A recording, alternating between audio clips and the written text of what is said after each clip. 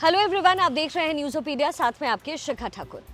राहुल गांधी आजकल जाति की राजनीति पर खूब बैटिंग कर रहे हैं। कभी वो कहते हैं कि कोई मिस इंडिया या फिर टॉप एंकर या दलित आदिवासी और ओबीसी कम्युनिटी से नहीं है, तो कभी किसी सर्वे का हवाला देते हुए वो कह देते हैं कि जाति जनगणना का आदेश नहीं किया गया, तो अगले प्राइम मिनिस्टर ऐसा करते हुए नजर आएंगे। तो जाहिर है उनके जो ये बयान है, उनकी जाति पर, इस पॉलिटिक्स पर कुछ सवाल उठते हैं।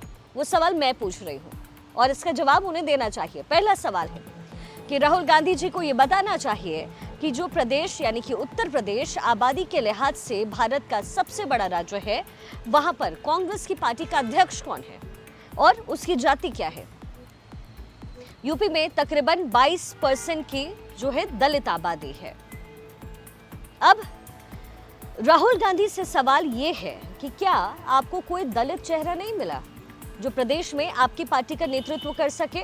यही नहीं, कांग्रेस को कोई ओबीसी चेहरा भी नहीं मिला। ऐसा क्यों? आपने उत्तर प्रदेश कांग्रेस कमेटी का अध्यक्ष बनाने के लिए अगड़ी जाति के ही एक चेहरे पर भरोसा जाहिर किया, तो उत्तर प्रदेश में आपकी जाति वाली जो सियासत है वो कहां चली गई?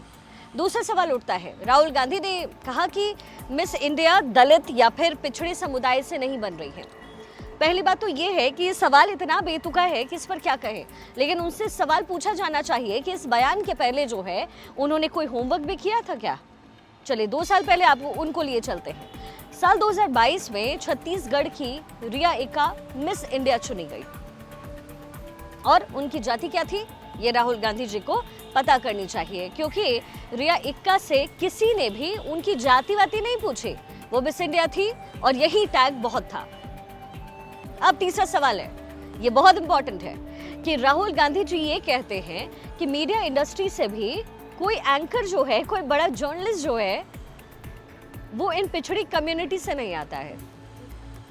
तो भाई सवाल ये है कि क्या इन समुदाय की लड़कियां मिस इंडिया कंपटीशन जैसे कंपटीशन में भागीदारी या जीत हासिल नहीं कर सकती हैं क्या?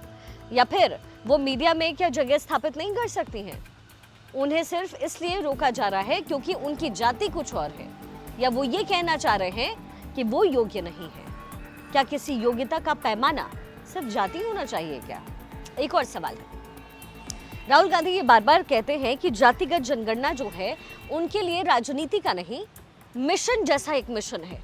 मतलब भाई एक मिशन है जिस पे वो निकले हैं। तो सवाल ये है कि कर्नाटक में, हिमाचल प्रदेश में, तेलंगाना में कांग्रेस की सरकार है, तो फिर यहाँ पर जातिगत जनगणना कराने के लिए राहुल गांधी ने या उनकी पार्टी ने किया क्या है? क्या कोई स्टैंड लिया है उन्होंने? तमिलनाडु और झारखंड में तो कांग्रेस जो है वो पार्टनर है, एलाई है, वहां भी यहाँ पर इस तरह की कोई कोशिश नहीं हुई। बिहार की नीतीश कुमार सरकार ने 2023 में हालांकि ऐसी कोशिश जरूर की, पहल जरूर की, लेकिन फिर भी जिन राज्यों में कांग्रेस का गठबंधन है या फिर कांग्रेस सत्ता में है, वहां पर कोई पहल जातिगत जनगणना को लेकर के क्यों नहीं हो पाई? और एक सबसे इंपॉर्टेंट सवाल, देश में आखिरी बार जो जातिगत आधारित जनगणना हुई वो 1931 में हुई, यानी कि ब्रिटिश भारत में हुई। 1941 में भी जातिगत जनगणना हुई, लेकिन तब आंकड़े पेश नहीं किए गए। आजादी के बाद 1951 से लेकर के 2011 के बीच जब जब जनगणना हुई तो सिर्फ अनुसूचित जाति और जनजातियों को ही उसमें शामिल किया गया, यानी एससी और एसटी को, ओबीसी को नहीं गिना गया। और इन बीते 73 सालों में कांग्रेस पार्टी ने अकेले 52 साल देश पर राज किया है। कांग्रेस का शासन जो है तकरीबन 5 दशक के आसपास रहा। 2004 से 2014 के बीच भी 10 साल जो है कांग्रेस की सरकार रही। तब फिर राहुल गांधी और उनकी पार्टी ने जातिगत जनगणना पर कोई हिसाब किताब क्यों नहीं किया?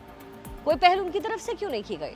2011 में जब जनगणना हुई तो वो चाहते तो दबाव डाल करके मनमोहन सरकार से जातिगत जनगणना करवा सकते थे, क्यों नहीं हुआ?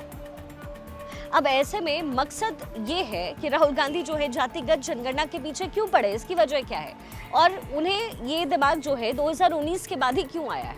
क्या वजह है 2 या 3 सालों में?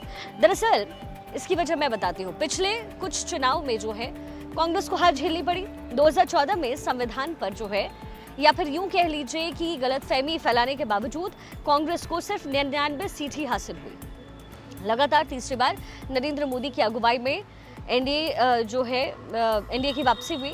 राहुल गांधी और उनकी पार्टी के खिलाफ जाहिर तौर पर यह जनादेश है। एक सकारात्मक विपक्ष की भूमिका निभाने की जगह राहुल गांधी जो है वो जाति की राजनीति में उतर आए।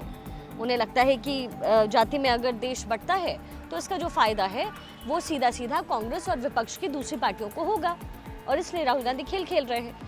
प्रधानमंत्री मोदी और बीजेपी के खिलाफ नैरेटिव की लड़ाई में जो है नाकाम लगता है हो गए हैं। वो सामाजिक न्याय की जगह सामाजिक बंटवारे की बुनियाद पर अपनी सियासत राहुल गांधी चमका रहे हैं, और इसीलिए हर चुनाव में नाकाम होने के बाद कभी अंबानी, कभी अडानी, कभी संविधान, कभी जाति का जहर, ये हमेशा जो शगुफे हैं वो छोड़े जाते हैं।